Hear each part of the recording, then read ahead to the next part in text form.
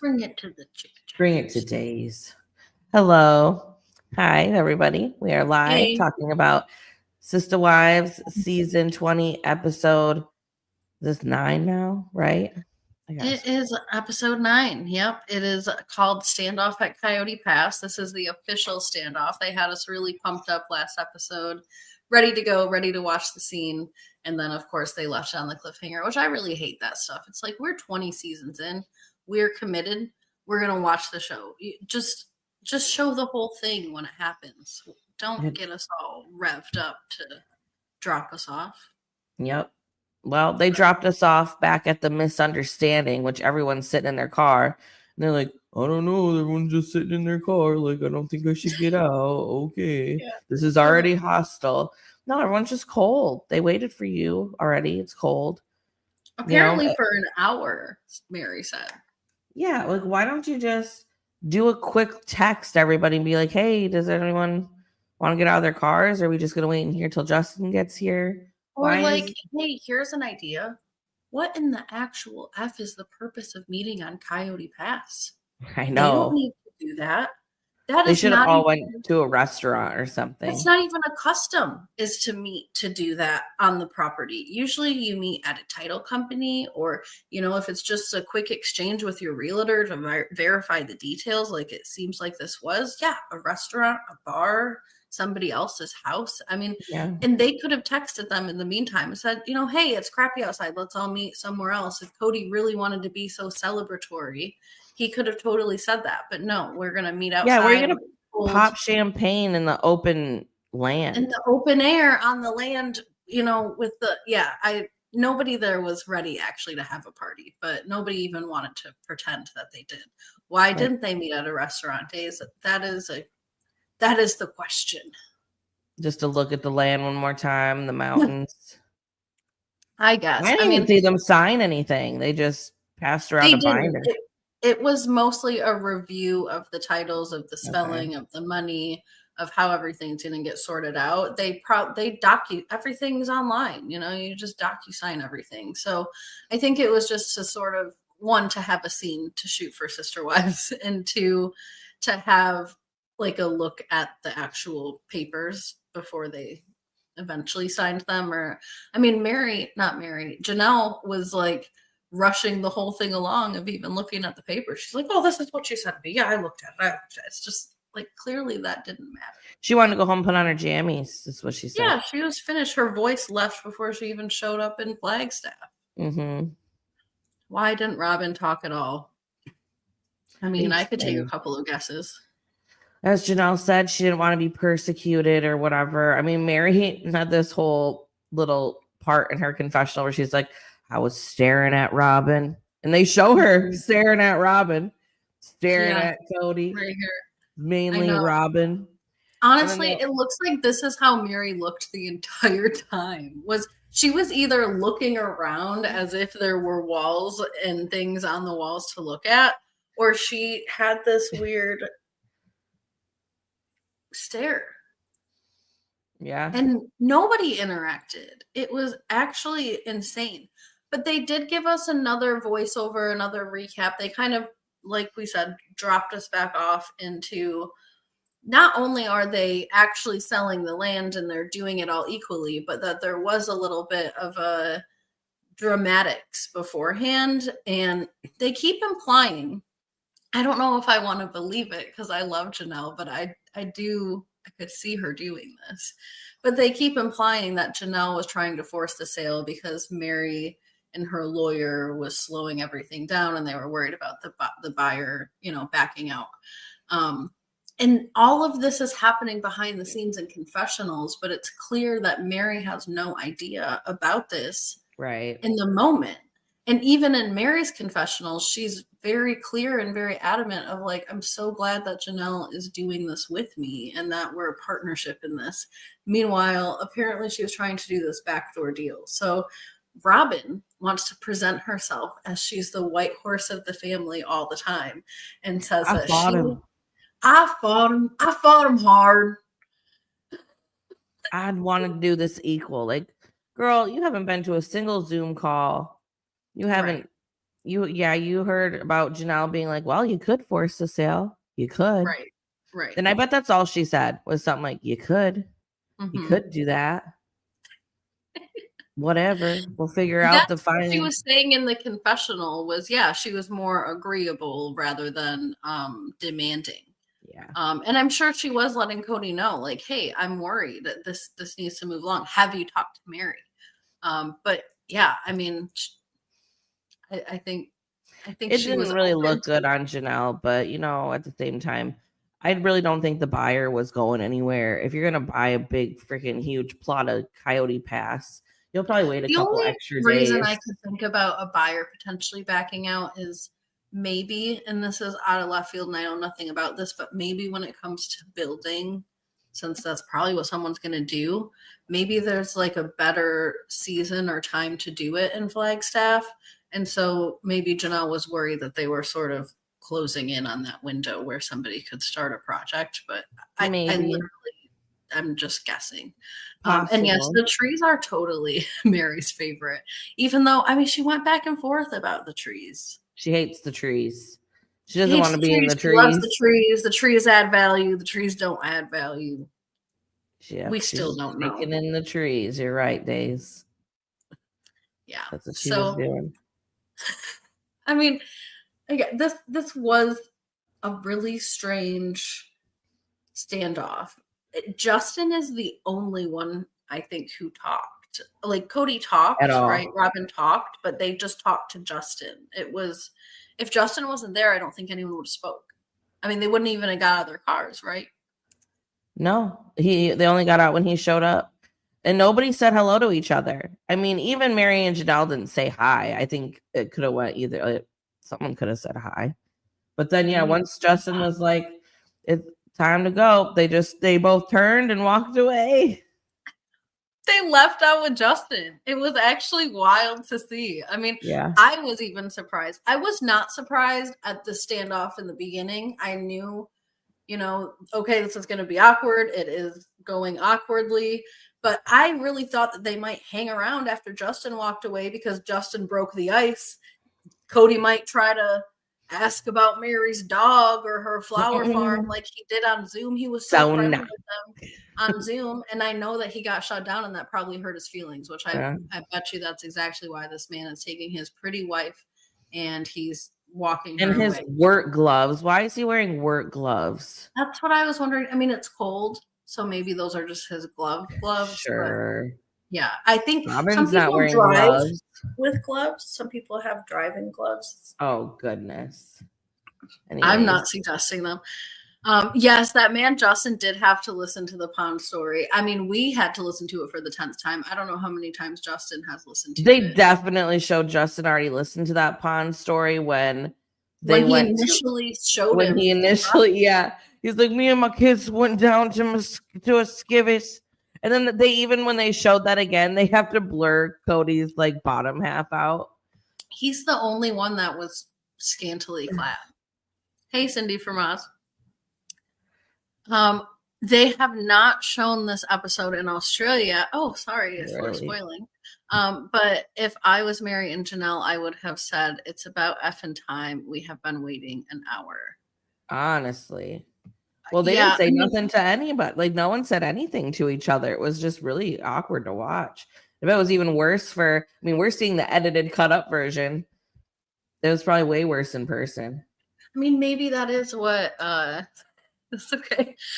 Maybe that is what they said. Maybe that was part of the color as to why it was such a dreadful meetup, even for television. Meri loves to be a witch sometimes, so she could have got out and said something. Did you notice? I mean, they made it, I'm sure it was edited to make it look more awkward and slow, but every single person was filmed getting out of their car and adjusting their pants. Yeah. I mean, that's how dry this scene was. They have played this whole thing up. The standoff at Coyote Pass, blah, blah, blah, blah. And then we get a full 45 seconds of every single one of these adults adjusting their pants. Yep. And getting out of the car. And then we get this little confessional of Kody like, oh, it's like a draw, like a Western. Like, he's so weird in the confessional about it. Like, He is I a don't weird know. guy. Meri did look good. I'm not gonna say I gotta say that. Like, she looked good. She looked slim, thick. She did.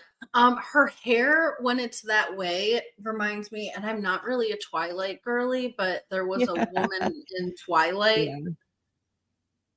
I don't know who she is, but she looks like her with the pixie, like, I'm not a fan, but I do think Meri is having a glow up. She is. She really is. Robyn with her brawly. Is that an Australian thing?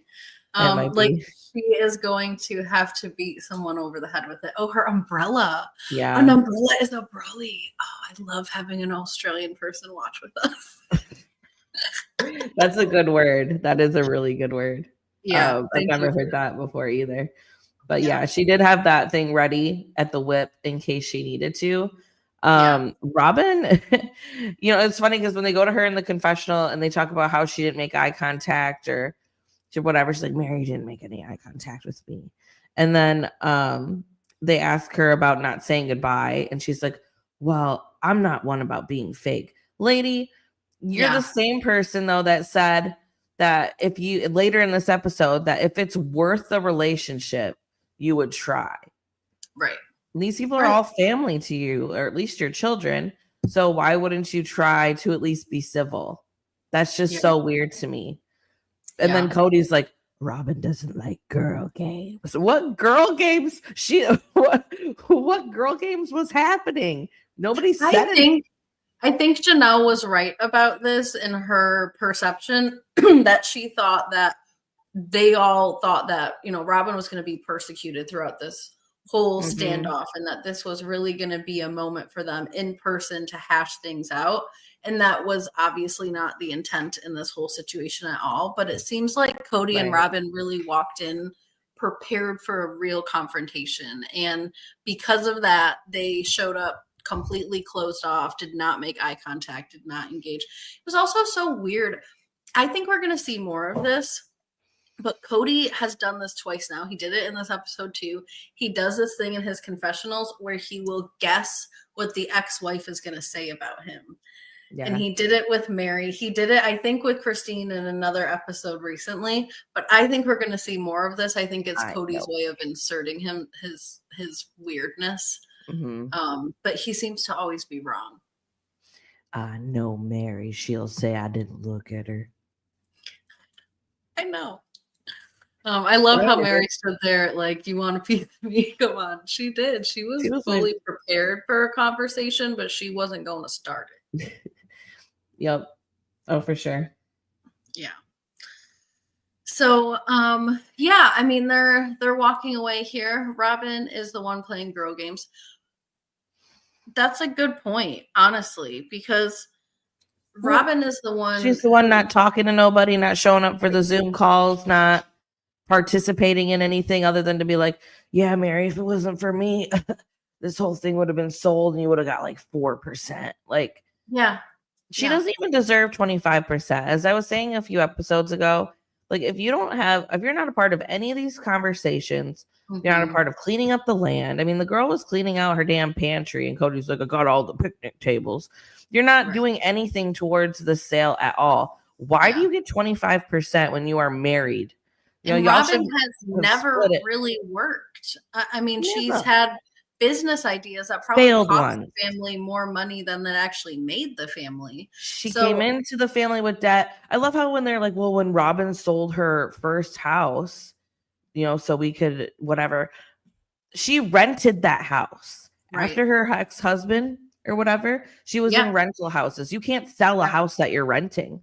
Right. They always are rewriting this like, well, Robyn sold her first house. So then, we could put down payments on the land or the Vegas houses and whatever the case is. No, she was renting a house and she moved to another rental house in Lehigh.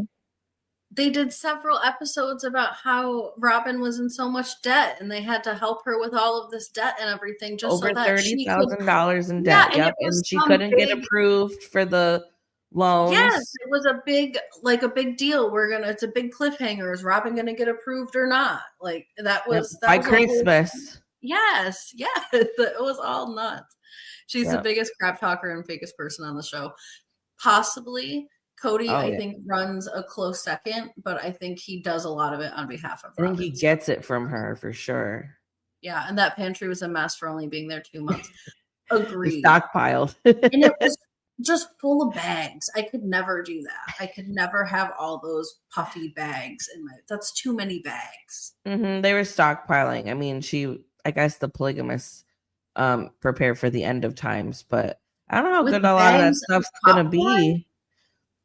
This is what I'm getting from like Christine's book and stuff, is that they've always been taught Right. about the end of times and a stockpile and things like that. But the things that she's stockpiling aren't like cans of soup or something. They're like Right. things that Or are gonna go bad flour and within like sugar. 2 months. Right. Yeah, we're talking about The processed doomsday chip collection, yes. right. My suspicion is that maybe there's somebody like, sponsors will sometimes send people who are on TV a bunch of stuff, boxes of things. I mean, the Browns don't dress necessarily like they're getting any clothing deals, but maybe a popcorn deal. Who's supporting this? People who have followers get all kinds of free things. I guess. I don't know. I heard that Cody's in some hot water right now with Cameo, because somebody paid for a cameo and then he was just like holding on to the money for a while before he did the cameo or something. I don't know. I saw it on Facebook earlier today, but I didn't read too much into it. But yeah, so and then people in the comments like, who's paying Kody for cameos? I'm like, well, I almost did. I wanted to have him do my intro. Right. For Sister Wives. So moving on from the giant standoff that was not a standoff onto facials with David and Christine. Yep. Doesn't she start this out by talking about Coyote Pass? Like, I'm just so glad I'm not involved in that.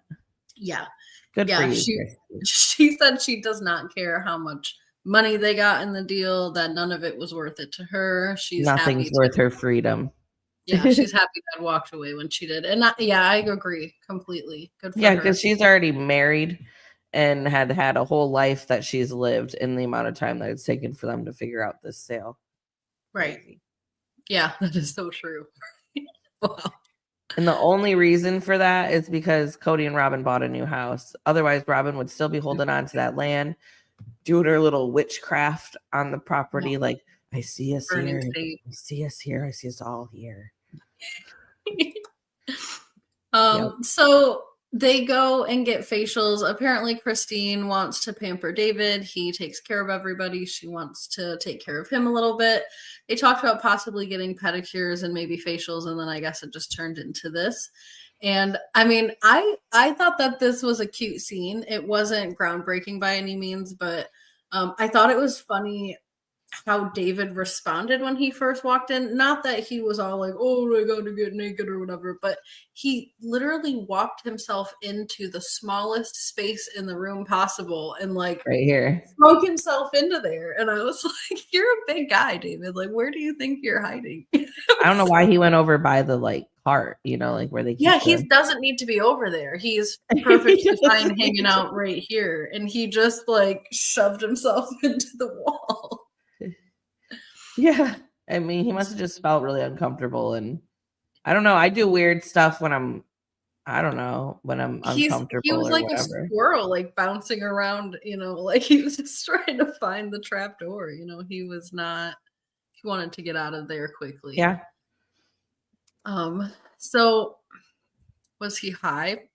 Possible. I mean, maybe. That could explain why he walked into a wall. But I think maybe he was just trying to get out of there. I think he was really uncomfortable. He walked sometimes when you're uncomfortable, you try to hide your body just to find some safety. Yeah, the girl right there looks like, okay. She's like, nobody's ever done that before. He's literally like he's like pinned himself.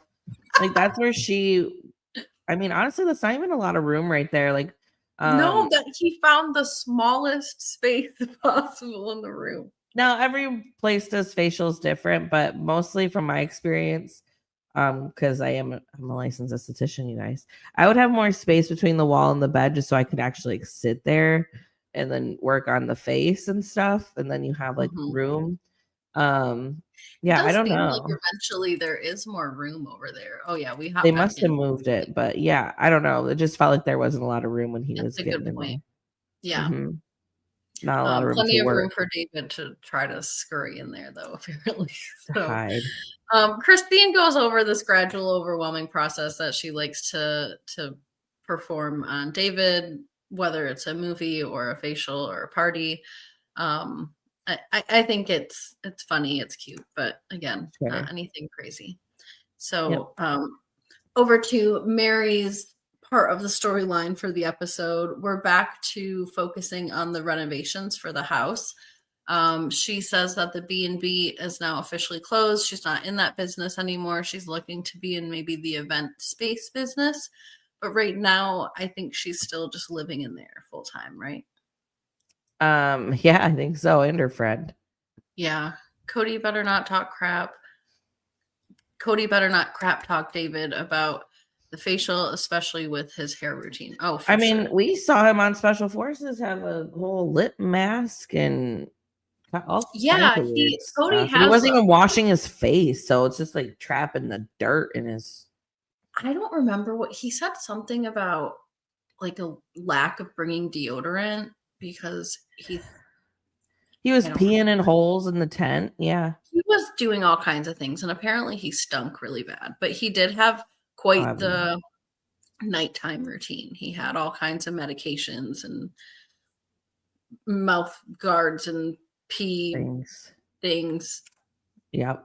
I don't know. Gross. So yeah, he has no room to talk about nothing. Anyways. Yeah.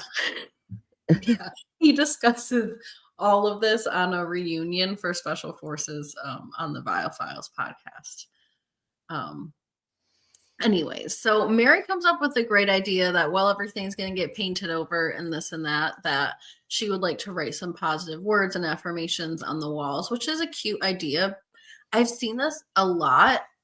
I feel like even on reality shows lately, Kim Kardashian even did this in her latest episode of Keeping Up with the Kardashians. I don't remember exactly what it was that was happening because that show's been so boring lately too. I think she's renovating her whole house or something too. Oh yeah, she is. Yeah, and so her and one of her kids, Saint Psalm Palm North. I don't know. You know, and really, I keep up with the Kardashians, but it's been hard lately. They're giving us nothing. Nothing. But she wrote all over the walls too. Sister Wives has given us nothing a lot too, but yeah. What are they even going to film about now that Coyote Pass is done? I don't know. I mean, so Kody's going to start his apology tour. That's why they gave us a still to come instead of a next episode, because I think they know we're all going to be asking this question. And we're only halfway through the season. So Coyote Pass is now closed. That was half the season. Kody's going to start his apology tour. I don't know what's going to happen next season because word is that they are filming, but I don't know if the seasons have been renewed to a certain point, if it's actually going to be on TV. I don't know nothing about that.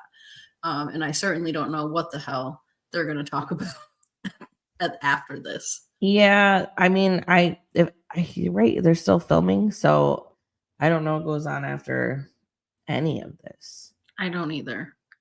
Maybe he's going to go on an apology tour with his kids because he's got like 18 of them that he could talk to per episode. True. Yeah, we could do that for probably a couple of seasons, I'm sure. I thought they're taking a break. Not that I know of. Sometimes they do take a mid-season break, and the holidays would be a good time to do it, the end of the year. But not that I know of, unless I'm missing something. That I know of. I don't know. I hope not though, because I'm having a baby in January, so hopefully they just kind of keep on trudging along while I'm still pregnant. No, right? Yeah. True. So Meri has this thing. I'm sure she found this online. May the roof above us never fall in, and those gathered beneath it never fall out. It's cute. I like it. Yep. Yep. Then she talks about her friend, and there's her and her friend talk about Coyote Pass and how awkward it was. And the friend, the friend is like, "Oh, I was hoping it'd be a little better."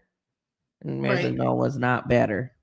So I understand, Meri having different friends, and everybody does need different friends, but not everybody is good for TV. And I demand Jen back. She Yeah, is better. I like this woman. I don't have anything she's a against nice this woman. lady. She's a nice lady. She's nice enough, but she's She's probably very too nice. soft spoken. Yeah, she's probably too nice for TV. I need Jen back.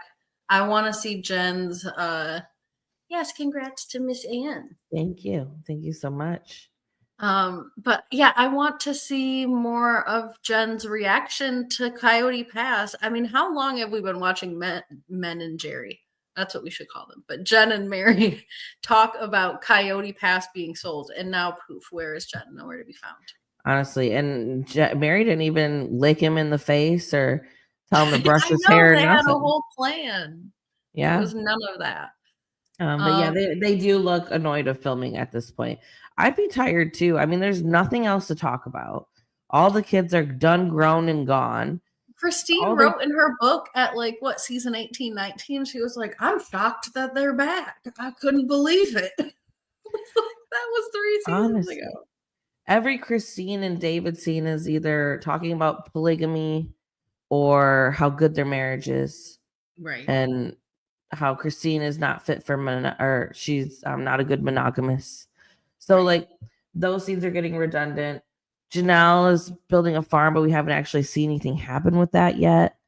Although they're building houses, they have real things happening now, so there might be some stuff to film there. Sure, that'd probably be the only thing. And then Mary's renovating and stuff, but it's gonna be slow. I mean, family. Their lives move slowly, and Sister Wives is the type of show it just follows their life, and it's just moving glacially slow. So I love Jen's idea to tell Robyn, I know you're still in if he is. I thought that was so funny.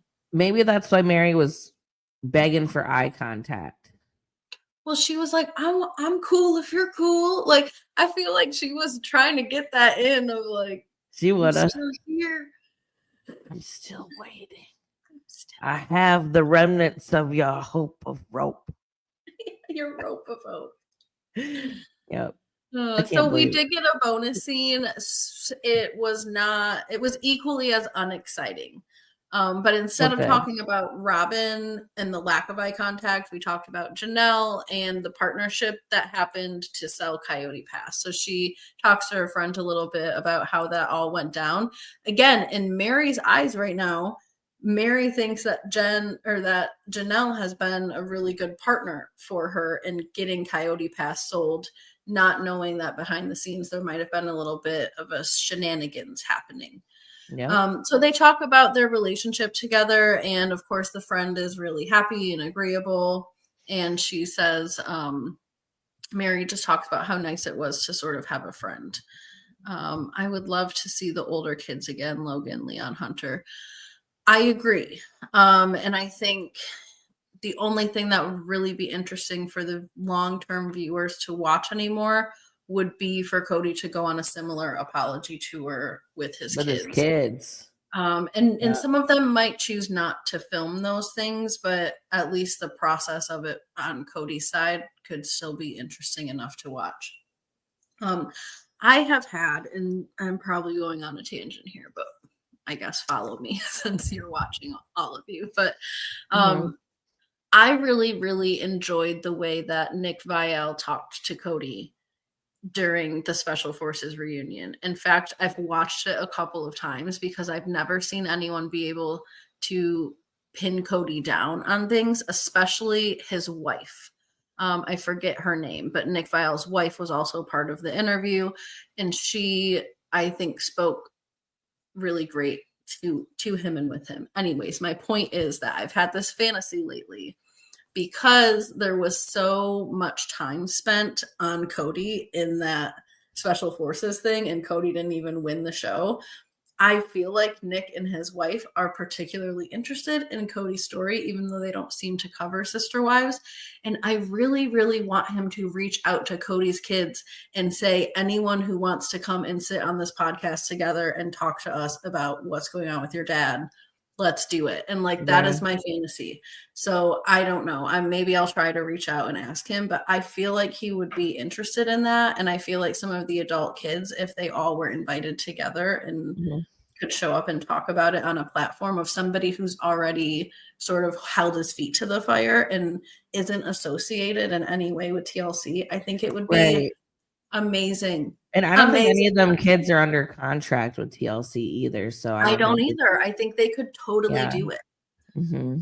So I've been dreaming about that lately because I think it would just kind of crack the reality actually open to the family. Somebody needs to do that. I love Suki. I understand, what's going on at the end of these things, but it's just like replayed BS at this point. Yeah, I mean, we need a different host, or we need somebody who's gonna ask real questions, or maybe get kids' statements and then read them to him. Like, I don't know. Like, Leon recently put out a statement, and we'll get to it later. But yeah, stuff like that. Yeah. Oh, wait. Yeah.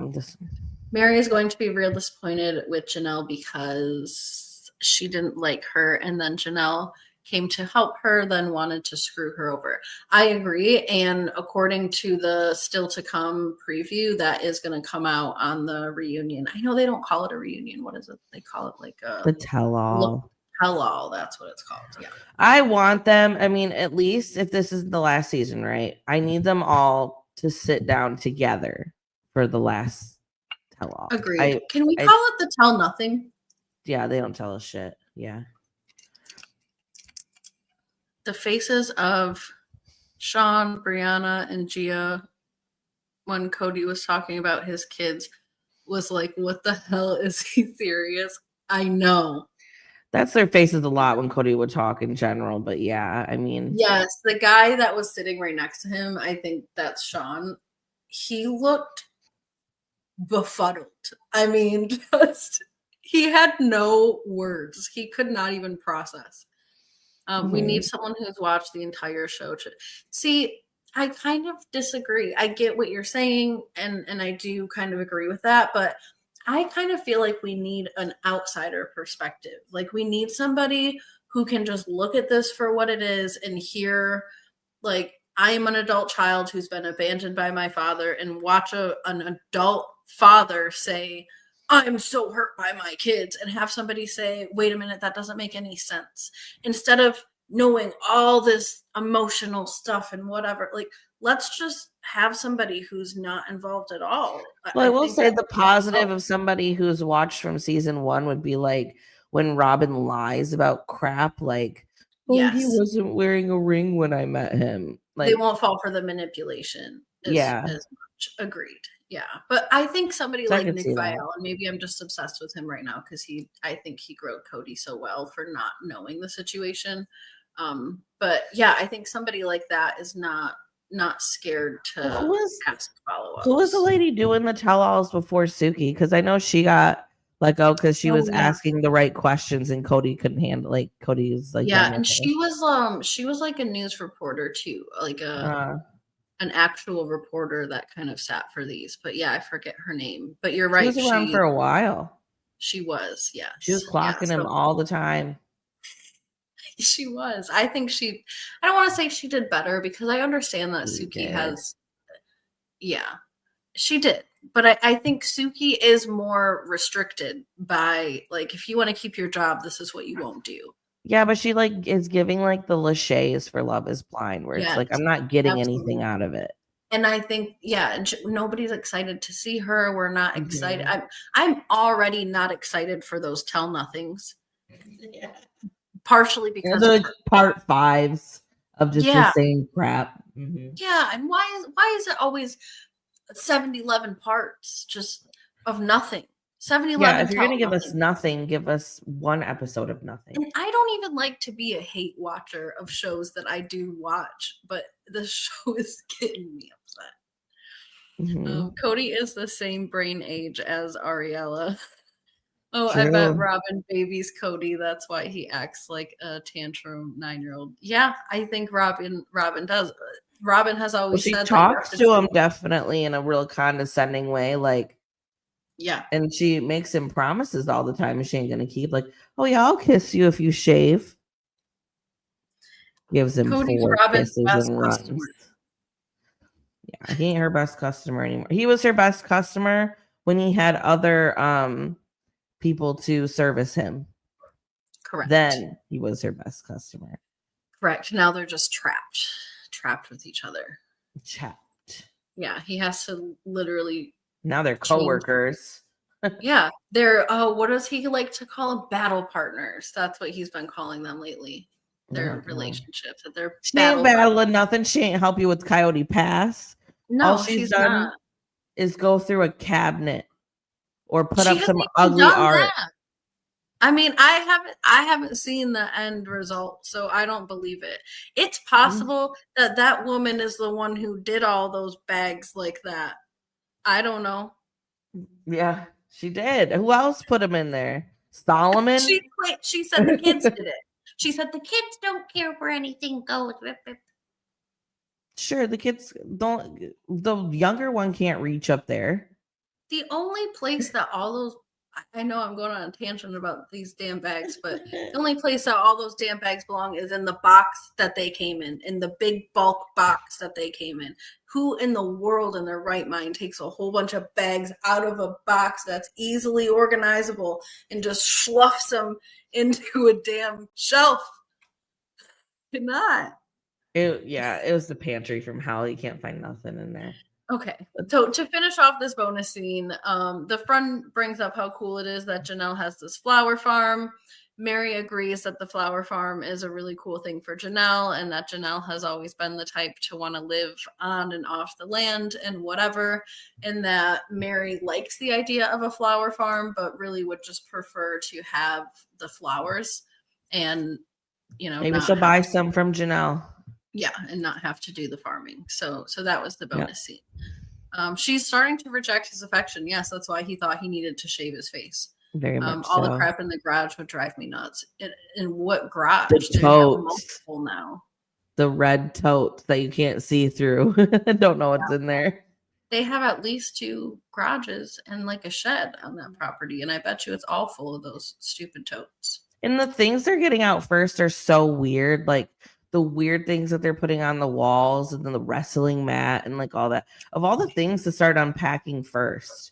Like, I just don't understand these people and like their mindset. Yeah.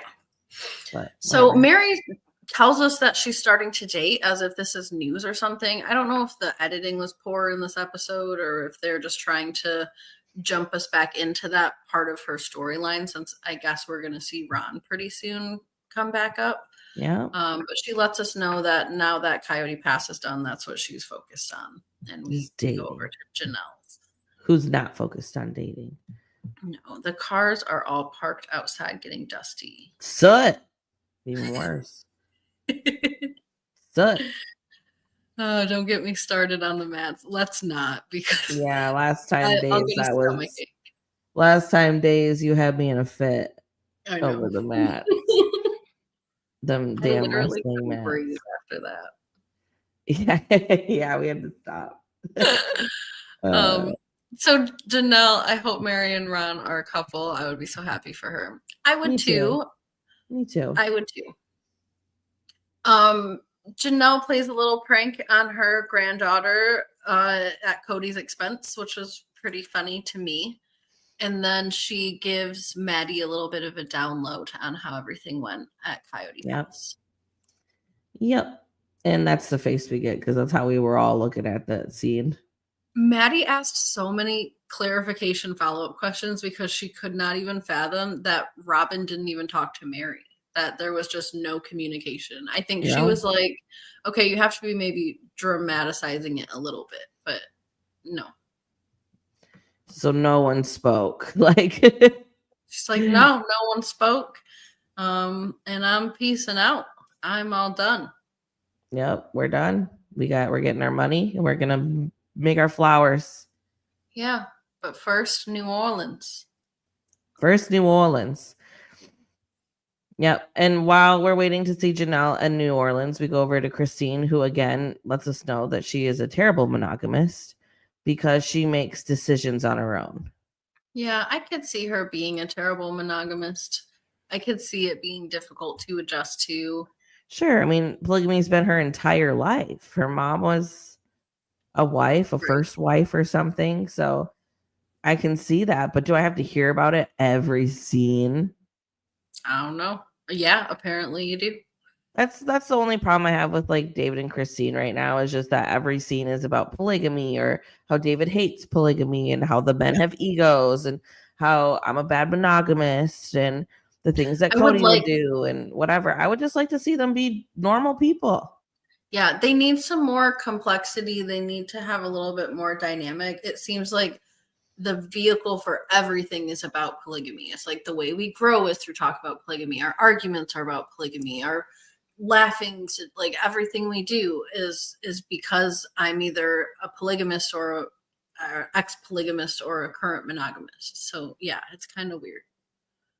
That was a whole new level of ignore them like they don't exist by Robyn at Coyote Pass, or Oh, I'm assuming so, yeah. Yeah. That was a lot. Yeah, she ignored it. She will ignore everything like the plague if it doesn't fit her narrative. She definitely will. Hopefully we see Aspen's baby shower and all the sisters are there.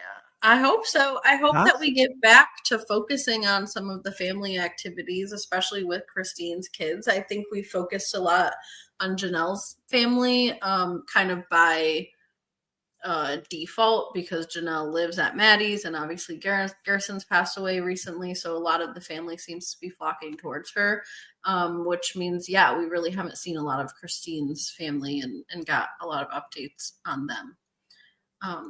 So yeah, it seems like David's enjoying his facial. By the end of it, he really likes this whole seaweed mask situation. And Christine tells us that she's learning how to communicate.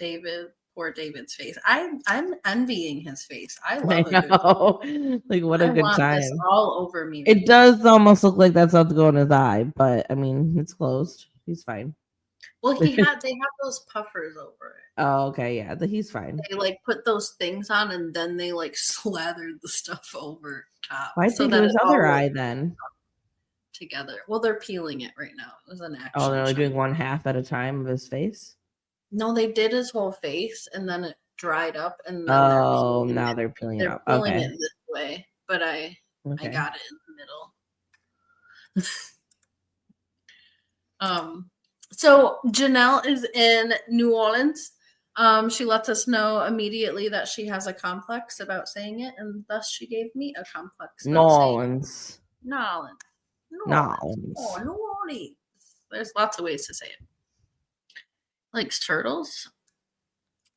Does he have? He must. He must. There's a couple turtles there, huh? You know, I feel like I've heard a story about turtles and David, but I watch so much YouTube, I don't even know sometimes what I'm listening to and if it's real or not. He does love turtles. It's right on his heart. Right on his heart. Right on his heart. So these are the friends that are joining Janelle in New Orleans, and Angela has passed away. We learned that a couple of weeks ago. She was featured in another episode, so it's cool to see them having these fun memories. It seems like they had a good time all together. So per usual, Janelle's friends are really focused on trying to, one, have Janelle have these new experiences and break her out of her shell, and two, possibly hook her up with some kind of dating situation or maybe even a more serious situation than that. Right. But Janelle is only willing to try foods today, not men. Yep, foods and even that's in baby steps. Yes. So they do try a lot of interesting food. So I understand the gator. I think that that is something that's sort of like New Orleans thing, is to do Would you eat gator. it? I would try it. Yeah. I mean, if it looks like that, I might try like It a looks like a sausage. sausage, like a gator sausage. I would try that. No, I wouldn't try the bugs. I don't care if they got chocolate on them or. No, and this is where I get upset because maybe I'm wrong, but I feel like I don't know New Orleans to be synonymous with eating bugs. Like gator, yes, because there's alligators down there, but Swamp. everything else is like French focused. Like, what about like anything else? I mean, there's probably a lot of good food down in New Orleans, gumbo and Gumbo. like I don't. Why are they eating bugs? Why? Crawfish would be like a big they have thing in crawfish Louisiana. boil. There's all kinds of seafood down there. Exactly. But no, they sat there and they ate gator sticks and bugs. And they have naked water bottles because they ain't trying to promote no one. Nobody. I bet the producers were like, "Oh, we got to cut your water bottle things off." It must really be so annoying to film a TV show. Yeah, when you can't have nothing. Yeah, especially when you don't got sponsors. Right. So, I did not take a photo of the bugs. You're welcome. Yeah, we didn't need to see that again. I was like, yeah, why are they doing this? They tried to let's take Janelle out to torture her. Yeah. I mean, I understand being adventurous and trying new things, but we could have drawn the line at gator and, crawfish. Like, my husband's in the army and they don't even feed them bugs. For survival. Yeah. I could see the dark chocolate crickets. Those are maybe sometimes. More. Yeah, I wouldn't do them personally, but that bag of just like roaches and maggots, where did they get that? There was maggots in there. Looks like maggots to me. Oh goodness gracious. I don't know. Janelle called them something that's in the bathroom corner, and I about jumped out of my chair, like, not in my bathroom corner. Like, whose bathroom are you at? Are you at the tent in Special Forces with Kody or what? Because every time I watched this episode 3 times. Every time I heard it, I was embarrassed for her, and she said it twice. I said, "Don't say that on TV." Like, whose bathroom are you in? Oh my gosh. Are you talking about when you were in the RV or something? Like, maybe. And that's even there should have been a nice bathroom. That's more reasonable that there's bugs in there, but I don't live with bugs. Whatever. I thought Janelle didn't either. I mean, she shouldn't. She should have some traps or something. Right. Bare minimum. I don't know. But yeah, I mean, it was nice to see her with her little gaggle of friends. It took me till this season to know that Janelle even had a little gaggle of friends. She's like pulling a Meri on us now. Apparently they're new. She said she hasn't had friends really until the last couple of years, but she did miss having girlfriends. So I'm glad that she has a little gaggle of girlfriends too. Nice. They did do hurricanes. That is a New Orleans thing. So at least they got that part right. So they did have some drinks all together. And then they came back to their hotel later on and they had a true girl dinner, which was just some snacks that they scrounged up in the lobby and anywhere else that they could get their hands on. No bugs were included. Yeah, because they didn't like that food they was eating out in the New Orleans. No, they were all still hungry. So they had to get some carrots and some cheese, a couple pieces of meat wherever they could find it, and some champagne, of course. And they all gathered around to graze. Yep. There was some conversation that started off. I think at some point we do cut this off and come back. But they started off some conversation about like what Janelle's plans are, how she feels about living in North Carolina. Janelle lets us know that with Kody, she always had to move. So she's happy that North Carolina is going to be her stable place to live now for a while. We also got a little bit of a bonus scene where basically Janelle elaborates on life with Kody, and she says not only, was it also chaotic, so it was hard to be in touch with myself, but also anytime anyone brought anything up that was not good about me, I would immediately just take that in as the truth and shut that part of myself off. So she talked about really losing a lot of parts of herself and just accepting all these criticisms from the family. She even said that somebody, she didn't name any names, but I think Kody went as far as to say that her energy and worry about the finances was so negative that she was ruining the financial vibe, and that was the reason that Financial vibe. money. The Probably financial because vibe she was was wondering off. where the damn money was going and Robyn was siphoning it. That part. I mean, that's my and theory. that is the reason that they didn't have any money, because the vibe was bad. No, probably because you introduced a woman into the family that was already $30K in debt. And then instead of making you any money, she put you in a couple of failed businesses with jewelry, overselling silver, and horrible designs. Oh my gosh. If this wasn't live, I would insert these clips of her trying to sell said jewelry. She was it was horrific to watch her trying to sell said jewelry. She's like, and then this piece has and she's like looking at it to try to find things about it. Yeah. Crazy. Yeah. Maybe you can make a short later. Possible. And then she not only did that, but then decided, oh, well, instead of selling things, I'm just going to buy them. I'm going to buy dolls and art pieces and journals. Yep. And then has the nerve to go on here and say, earlier this season, me and Kody love going to art museums. Yeah, you freaking live in one. I know. They're trying to turn their home into an art museum. And Kody calls them investments. And he still this day has Janelle and all of them convinced that those are investments, that he's just putting his money into that. And like, sure, it's an investment, but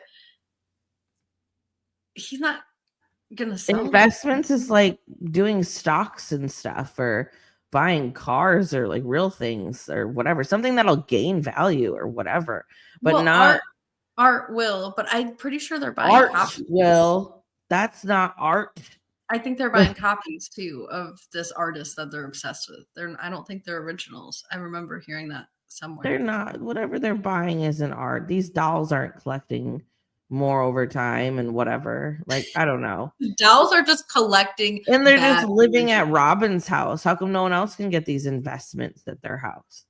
They don't. That's the purpose of Kody having all the investments, so he can suck up all the money. Do you think she would get back with Kody if he did his apology tour to the kids? I think 4 years ago she would have got back with Kody if he apologized to the kids. Yeah. But I don't think so anymore. I think we're done here. I wonder, actually, I have a better question, Days. This is what I've been wondering. If Robyn really is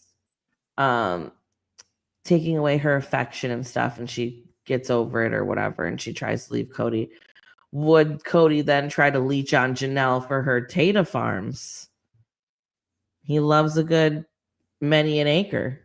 He seems to still really have a soft spot for Janelle, and Janelle seems to still have a soft spot for him deeper and deeper as time goes on. I think that really is, that ship has sailed now for her, but that's a theory. Because I could never see Kody going back out into the actual dating game, but I could see him trying to rekindle something with Janelle if Robyn never marry. And he'd never be a brother husband. That would be sacrilegious. He would never bark up Christine's tree now that she's married, but yeah. So Janelle's the only option. Also, I think he liked her the most. Yeah. She was his financial advisor. Stupid. So yeah, I mean, Janelle also lets everyone know, or talks a little bit about how Kody really sort of gave up on the family at some point. Apparently when he turned 50, he just told everyone that he was tired, and he doesn't want to figure it out anymore, that they can all figure it out themselves. And I think I kind of remember that even going on the show. I remember dinner specifically where he was just sort of like, I'm in it, but I'm not in it. I'm not trying anymore. Yeah. And he said, I'm done with religion, so I don't know where that leaves us. But obviously, like, we're all married still. So that's the dinner that Christine looked real rough. Yes, she looked terrible. That was actually the first season But that I watched. to me, I'm like, how can you be so tired when almost all of your kids are grown now? So what's there to be tired about at this point? It should get Kody. easier, right? Like, Kody. It was all Kody's fault. he's like, now I have to actually spend time with the women and not the kids. So now I'm too tired. She was emotionally perplexed.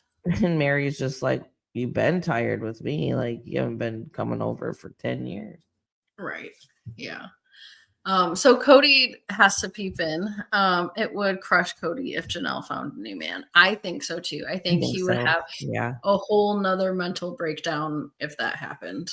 Honestly, I think he said at one point in the season, he's like, Janelle, she don't even have any interest in dating or men or whatever at this point, because whatever. Right. Like, he did mention that. So I do think that if Janelle were to actually date, he would be more upset about that than anyone else. I mean, Kody had a pretty surprising response to Meri getting the spiritual release. He seemed a little emotional and upset about that, and he doesn't even like Meri. So I think that was because she took it to the elders, and he didn't that made Janelle's about to do that. She tells her friends in this episode that that's what she plans to do. So I think that's going to be a breaking point for Kody as well. The first one's going to be a spiritual release, and I think that is so that in Janelle's mind she can go date with a clear conscience. And so I think Cody's going to have several breaks in his mental state up here coming pretty soon. And yet he still wants to blame everything on all the wives, and now we're going to blame menopause too. This was such a weird scene. Right. Is Janelle going to get a release? She is considering it, and we're going to see that when her scenes wrap up with her friends coming up here in this episode. Yeah, he talked in the scene about going through menopause together and how his testosterone did the same thing. I'm like, Kody, are you well? Do people give you those supplements those expired supplements before you? That's what I was. I think that explains some of the supplements. Like maybe he's trying to, make up for something on the back end here that he thinks he's missing, but I have no idea. Okay. We go to Kody and Robyn. This is the conversation about him potentially going to therapy. But before this, we get a bonus scene. And when I'm telling you this bonus scene, I think it was maybe a minute and a half or 2 minutes. A minute and a half or 2 minutes, too effing long. This was such a waste of time and energy and space, and all the people in the production who put their time into this. What a waste of time. And I will tell you, supplements, yes, Days. I don't know how exactly to briefly get into it, but on Special Forces, Kody apparently carried around a bag of medications. Later come to find out that the medic cleared that for him because of supposed undiagnosed ADHD. There's a lot when it comes to the supplements. I don't. Yeah, I guess they were expired too. A lot of them. They're all expired. He probably gets them in bulk or something, or on discount. Just I don't know. There's a. But anyways, this waste of space of a bonus scene, and I'm apologize to waste too much of your time, so I'll move through it quickly. But they start off this scene. Apparently, Kody is going to make Robyn some eggs, and Kody lets us all know that when he first met Robyn, he was so enthralled by her. He just wanted to serve her and do anything that he possibly could do for her. And one of those things was cooking her breakfast and making her scrambled eggs in the morning, like the beautiful $3 million Stradivarius that she is. And so she's not just the shy, pretty wife or the diesel jeans model. She is now a $3 million Stradivarius. That's probably how much she's costed them. $3 million. That's what he did. A $3 million Stradivarius. Like he was showing off his best showcase. So he thinks the $3 million that she put in debt can be made up by some scrambled eggs. I guess. Okay. So I make my dog scrambled eggs sometimes in the morning. Well, apparently But they also cost me money too. So maybe that's just like a thing. Yes, they too are Stradivarius. Not $3 million ones, or they wouldn't be here. So not only do we see that part, but then Robyn decides to pop in and give us all a little lesson on how to check and see if your eggs are good or not, and lets us know the trick about putting it in water, and if it sinks, it's good, and if it stands on its head, then it's going a little bad, and if it floats, then it's bad.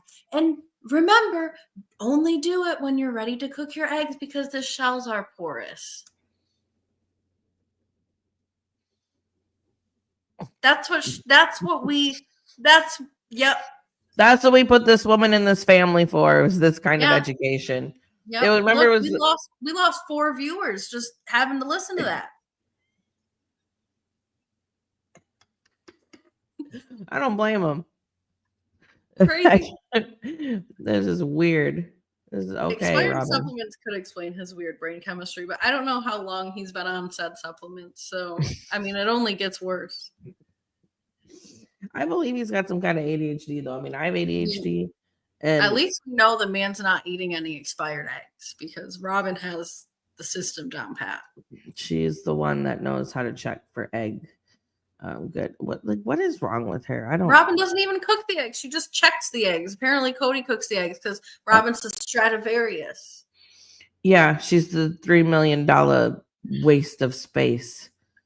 Exactly what the F she is. I don't even know what Stradivarius means. Neither do I. I've never heard of it.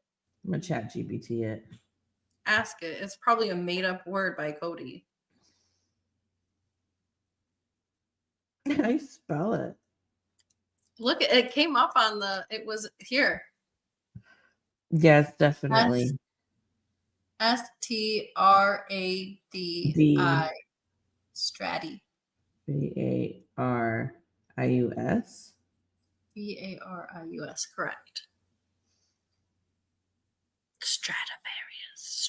A very famous, extremely valuable violin.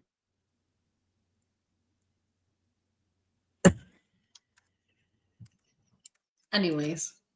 An instrument is Mayo, an instrument as well, Kody Brown. Is the mayonnaise an instrument? They usually cost around millions of dollars, sometimes over 15 million. Oh, so she's not even the best one. She's one of the she's the cheap one. She's like the Walmart brand Stradivarius. The world's cheapest Stradivarius.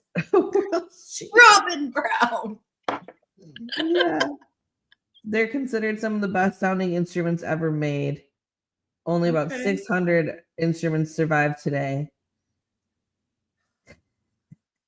Man. But she's the cheapest one. Yeah. So. Oh, someone did say, yeah, it's a violin. It's a violin.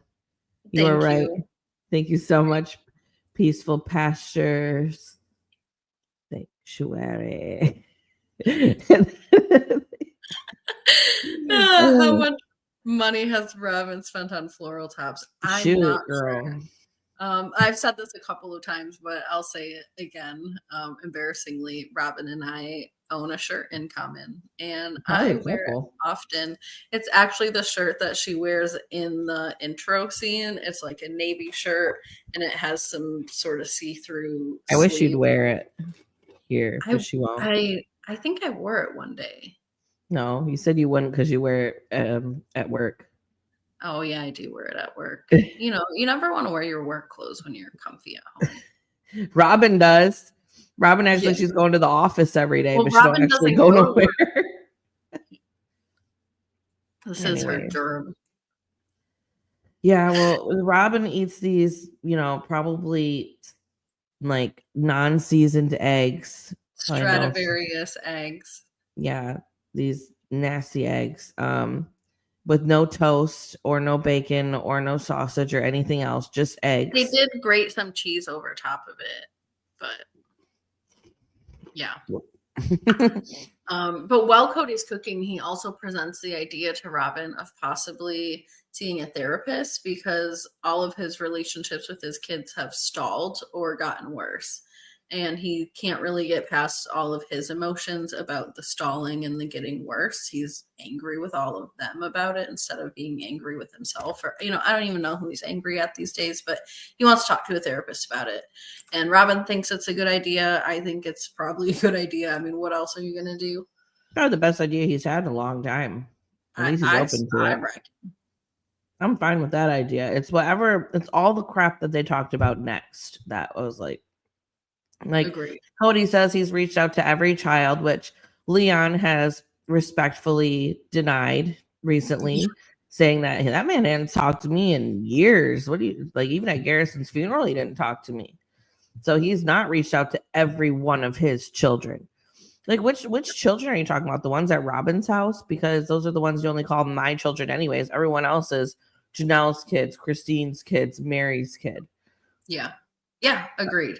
I mean, he talks about having relationships with a certain number of kids and interviews and stuff like that, but they're not all of his kids. And yeah, I'm glad that Leon clarified that at least Leon is not. Yeah, I love Leon for speaking up too. Mm-hmm. That's what got me going about them possibly being on the Vile Files, how great that would be, because I just think what a platform to really clarify what has actually been said to these kids. Yeah, he's picking and choosing which kids are his kids anyway. So he hasn't reached out to any of them, it sounds like. Because I feel like if he did, it would have come up from the moms. Like, oh, he's reached out to so-and-so, but they don't really want a relationship right now or whatever. Right. But, as this is going on, they explain that, oh, wait, are we back to Janelle? I thought we're at the part where they talk about how the moms have influenced the kids.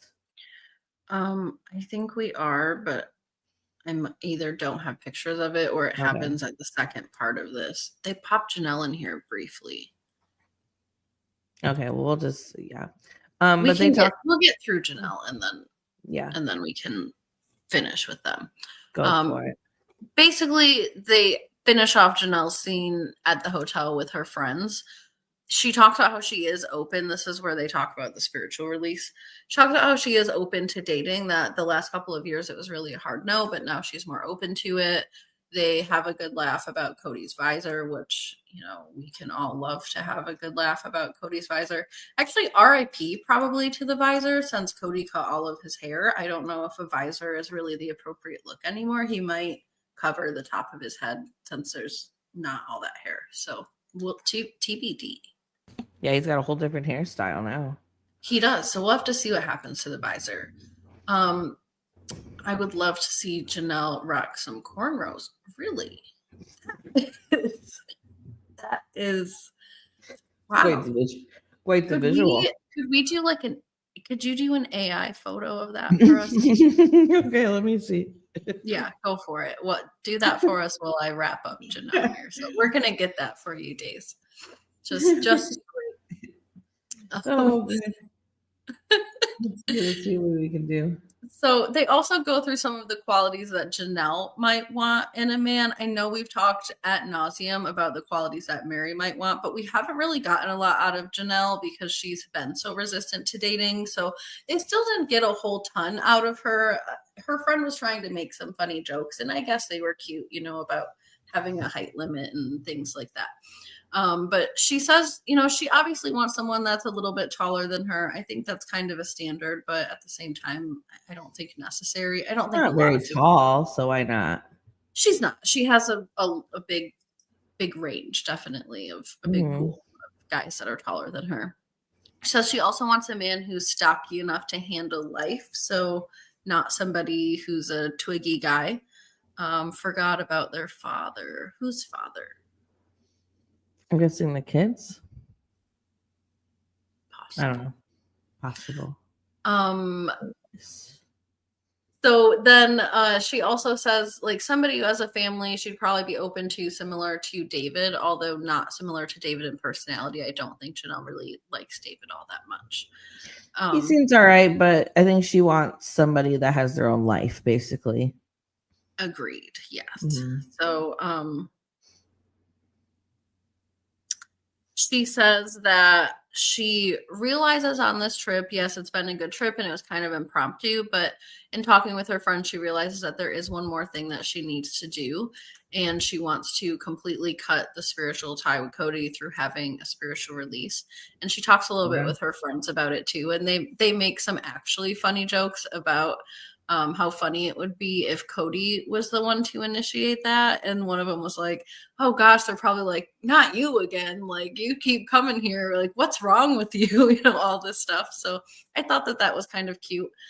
So Janelle, it seems like, is really more seriously considering the possibility of getting a spiritual release. I don't know if that's going to happen this season, but it seems like it's on her mind. And Janelle tends to do things that are on her mind when she doesn't have Kody in the way, stopping her. So we'll see. We will see. I mean, just imagine though, if the Celestial Kingdom is like a real thing, and she just ends up there with like Robyn, Kody, and I guess Christine, if that still applies, because Meri I had know already. that's supposed to be the highest form of heaven, but I feel like that would just be a special kind of hell for Janelle. Oh, for sure. Yeah. So they do pop us back into the conversation with Robyn and Kody, and they do talk a little bit about influence. I can't remember if it happens here necessarily or right before they give us Janelle. But they address a little bit about their perception of how the adult kids are being influenced, not only by what their moms are saying, but also by how Kody has been treating their moms and talking to their moms. So to me, I think that they're sort of like telling on themselves while they do that. Like, they're acting like they want to be holier than thou and, oh, it's not our problem because the moms are the ones that are causing all of this. And at the same time, he's saying in the same conversation, oh, that wasn't a road that I should have gone down, and talking crap about all their moms. So it's like, Kody, you're admitting that you're validating anything that you think the moms are saying, which I don't think Janelle and Christine are actively crap talking Kody. They don't need to. He does all on his own, all the Does bad it things. all on his own. Well, Yes. and like Janelle says, how can be? I mean, they're all adult kids. They make up their own minds. But yes, Cindy, that is the top point. Preston, Jessup, Dayton, Aurora, and Brianna's real dad, Robyn, influenced them away. Well, yeah. That's why she's got so much experience. She wants to sit in this effing confessional and cry to us about how she looks like her biological dad, like her real dad, and she wants a relationship with him, and she sees herself in these kids, but she did the same effing thing to her own kids who look like their real dad. Yeah. That made me cry when I watched it the first time. For those kids, not for Robyn in her stupid, manipulative way. This is when I don't think I can ever go back. I try a lot. I try very, very hard to give people the benefit of the doubt. I'm not sure if I can do that. I felt so manipulated by Robyn in that moment, watching her cry to the cameras about how she looks like her dad and how painful all this is and how confusing it is for her and must be for the kids and blah, blah, blah, blah, blah, blah, when she did that exact thing to her own goddamn kids. And her kids look like him. Yeah, and their dad. Shut up. Nope, I agree. Stupid. You are stupid. Yeah, she's ridiculous. But she wants to blame the wives all for, she's basically blaming all of them when really, like, they're all adults. They can make their own decision about their dad. And their dad doesn't call them or do anything to check in on them. So, like, what do you expect? Exactly. Everything she says is wrong all the time. I can't stand her. So Kody goes on about how he does feel badly for what's gone on, and he says, and that the knife of the father is never out of the heart of the child. I think that that's a very true statement. And yet, same energy I just had for Robyn goes to Kody. He wants to sit here and cry about his relationship with his father and how he wishes that he could have had things be a certain way and end a certain way. He even wants to bring Garrison's poor name into this, acting like he mended things with Garrison. I'm not even going to go into that, but he didn't. And I think it's just so ridiculous how self-centered these humans are, that they cannot see past their own experiences and emotions to recognize that they're out here doing the same thing to everybody else in their life that they are sitting in their house pretending to be sad about, pretending to be victims of, as adults, as perpetrators themselves now. Yep. F off with that shit. Like, stop it. Just, somebody needs to yell at them. These kids are who need the apology tour, all of them, including her kids, for forcing their dad out of their life. And we have a whole video about that in our deep dive. It's our only deep dive so far, but we have a whole deep dive video about that whole situation, and it still annoys me and upsets me, especially because that man now has cancer. Like, and she's still all that lost and wasted time. All that wasted time. Yeah, where you could have had a relationship with his kids. It's just sick. Yeah, it's sick. It's sad. I just can't believe how they can sit here on a television show and act like they're victims when. And she believed her own delusions. Yeah. If you hooked her up to a lie detector test, she would pass that crap. Totally. She's ingrained it so hard into her and Kody and whatever. She's ingrained it so hard that she's now convinced herself that it's now her job to make Kody a better man again. That here she comes. It's my role, just like it always has been, to play the white horse of the Brown family and make Kody a better man again. And here I come to save everybody because nobody knows how to control Kody like me. It's freaking gross. So they did give us a still to come trailer. Kody is going to start his apology tour. Everyone's going to have some reactions to the anticipation of the apology tour. Meri is also going to see Ron from speed dating back in the first couple of episodes. They show us a little bit of brief clips of Kody sitting down with everyone to say sorry. Janelle looks shocked. Christine sounds like she's offended, especially with David being right next to her. And Meri seems pretty angry. She's asking a lot of questions and her face is red. And he also ends up apologizing to Robyn too, which I think is valid and fair. And then the backdoor deal with Coyote Pass gets brought up into the mix with the Tell Nothing special that is going to start. And then we see that Suki is going to be hosting the Tell Nothing special. Jen is going to be present. She seems like she's going to be mad about the Coyote Pass situation and learning about it. And then we see some clips from the Tell Nothing, and Cody's going to yell as usual. Yep. I did send you the picture. Ooh, okay. I don't know if you can get it up, but I will get it up. Yeah. Figure it out. So Day says she only cared about taking over this family and getting her money. Yep. It's very apparent, like, she's living in a $2 million house, and everyone else is probably living okay, but they're not living in $1 million homes. Right. And to get that $1 million home, she had siphoned Janelle of the money from her house in Vegas. So, and they never paid her back. Like, there's always so many different narratives going on. Like, on one end, Janelle's like, I don't know, I'm never going to get that money back, so I'm not even bothering with it. And then the other hand, you have Kody and Robyn, mainly Kody, that's like, oh, I started paying her back in January, and I made a couple payments, and then she said, we're cool. Right. We're cool. We're good. Right. Like, make it make sense. I don't know. It makes no sense. I just don't know. I can't. So, I don't know. I'm kind of okay if this show ends, just because I'm sick of the gaslighting and like giving Robyn and Kody, like, they are making a lot of money off this show. Right. More than the Seeking Sister Wives people are. Totally agreed.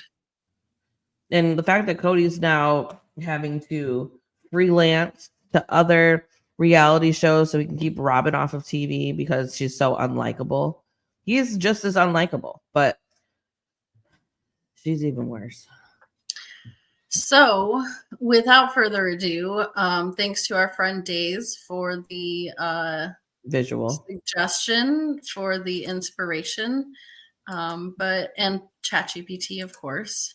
We do have for your viewing pleasure, Janelle with cornrows.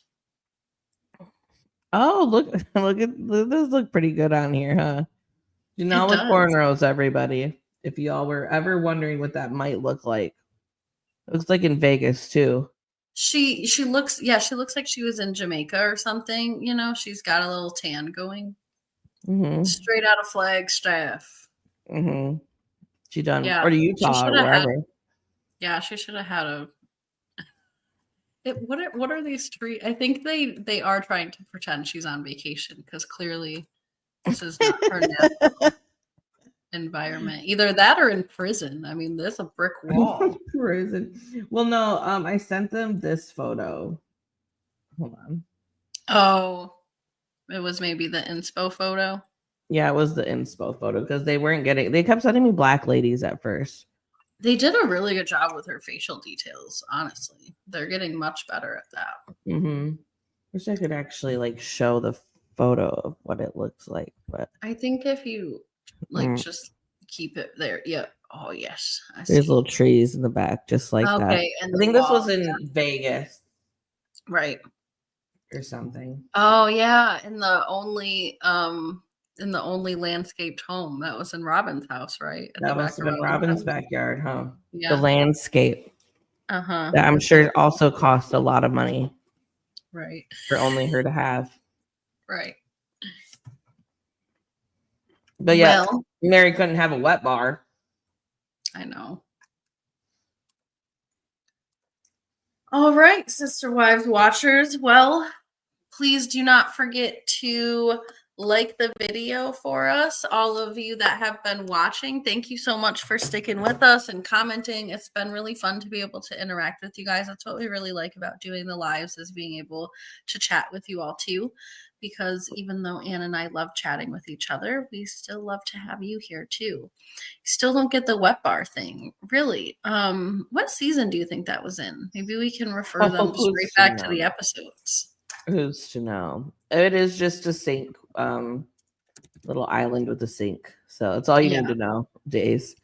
Then what did you ask last time? Does she can swim or what? Like a swim up bar? No, you're right. No, yeah, no. It's just a bar with a sink, like a bar for making drinks. It might get a but if wet. you want to check it out, according to Google, the episodes are specifically episode 11 in season 4, titled Meri's Las Vegas House Drama. So it's a very obvious episode. Very obvious title and what's going on there. Wow, they really called it drama. I mean, it was some drama. That's funny. Honestly, she deserved the wet bar more than Robyn deserved her damn landscape, but you know. Robyn doesn't deserve nothing. In the desert, the landscape. Imagine that water bill. I know. Well, crazy. And their landscaping was like rocks and, you know, some trees that are probably desert trees. Waiting for you is like waiting for rain in this drought. Useless and disappointing. Honestly. All right, Sister Wives watchers. We will see you all next week. We want to give you all plenty of time to run to the restroom and grab your snacks and watch this episode coming up of Sister Wives. It's airing in less than 15 minutes. So there you go. Strap in and get ready for another episode. Who knows what's Except for you, probably, Cindy, in Australia, because if they haven't even showed you the last one, I'm not sure. Apparently, you're a week behind. But thanks for watching. Anyways, we're glad that you were here. At least you're you have our opinions already in your head when you go into it. That's true. That's very true. You're going in prepared. Yeah. To everyone else, yes, enjoy Sister Wives. We'll be back next week. Not sure what the schedule's like because Brooke's got things this next weekend. Oh yeah, next week I don't know what we're gonna do actually. I have family visiting all week at my house. So I don't know. We might be behind. We might have to cover 2 episodes at a time. Maybe Anne will pop on her own. We might just skip those episodes and jump back in. We have no idea. If you have any suggestions, we're open to those. We can't say that we'll necessarily do them, but I'm open to hearing if you guys have any preferences. We could try. Yeah, if you guys prefer the lives or not, whatever. I might have to come here alone. I don't know. We'll see what happens. Yeah, right. So I do hear my husband pulling in the driveway and my dog's going to bark soon. So thank you all so much for joining us and commenting. Don't forget to like, share, comment, subscribe, hit the share button, copy the link. We love you all. All right. Reduce your use of Rihanna and goodbye. Peace. Oh, there he goes.